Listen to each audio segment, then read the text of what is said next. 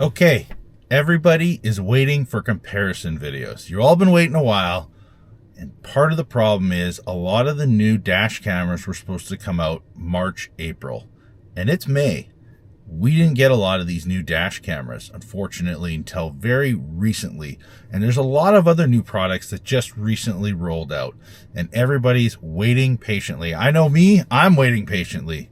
Where are these new dash cameras? Well, let's show you exactly what we're working on here. I'm just going to take this off. So we have right here the A329S and the A229 Pro. We're going to be showing and comparing the interior camera, the front camera on both these units, and the rear camera on both. We also have the new fisheye camera on the A329S, which I have a little video. I'll just show you a little bit of a sample of the difference between the A229 Pro and the A329S when it comes to a sample of at nighttime driving around, so you can see the fisheye compared to the A229 Pro interior camera. We're also working on a cellular comparison. So we have the Drone XC, which some people might be familiar with this company as CompuStar or First Tech. Especially if you own like a CompuStar car starter and alarm. This is their dash camera division, and they're really focusing on having like fleet style dash cameras, and this will allow you to actually adjust. You may have seen my unboxing video.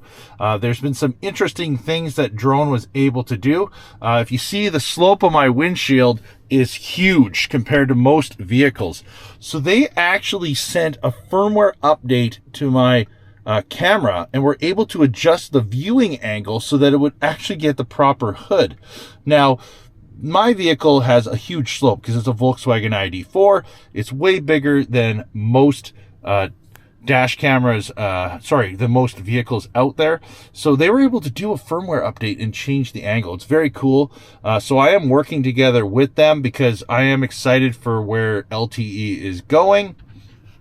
And as you can see, we have the Blackvue DR970X plus LTE that we're going to be comparing between these two.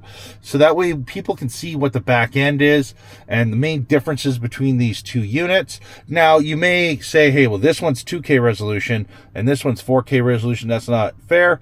But really, we're not trying to focus on the resolution. Typically, a fleet customer or someone looking for cellular is definitely looking to have certain ease of use. And there are some positives from the Drone, and I'm sure there's going to be some positives from the Blackvue as we continue to test these units. Let's flip this back around. So we have a couple other things we're working on.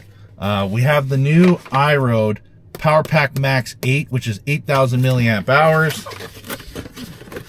And if we go, I'm going to have an unboxing video here soon, but it is power ground ignition. It's completely different connections than the powerpack Pro 12. So if you're used to the powerpack Pro 12, this one will be different. We'll have an unboxing video going a little bit more in detail of it.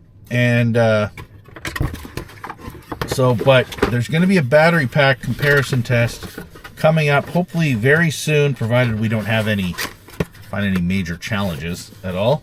We're also going to be showing you the 70 mAh dashcam battery pack and how it compares to the powerpack Max 8 from Iroad.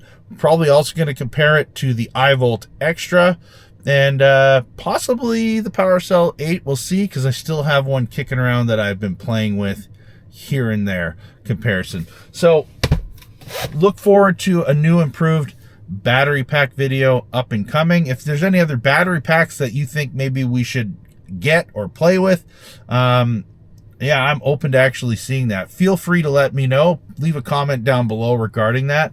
Now, we are going to have a lot more comparisons soon because the Iroad S1, hopefully they start release it end of May, early June. So we'll have the S1. I'm also beating up First Tech for the new Max 8 from them, right? So that's a pretty cool 4K front camera. I think it's a 1080p rear, if I remember correctly, but it has front radar, and it'll be something that we can put up against the ThinkWare U3000 for radar parking mode. I hope you like this little segment on what we're working on and future comparisons up and coming. If you do have any questions or comments, please leave them down below. Don't forget to like and subscribe. And if you are looking to support us in Greater Vancouver or Greater Toronto, check us out, safedrivesolutions.com, where we have dash cameras available for sale. And we also offer on-site professional dash camera installation. Cheers.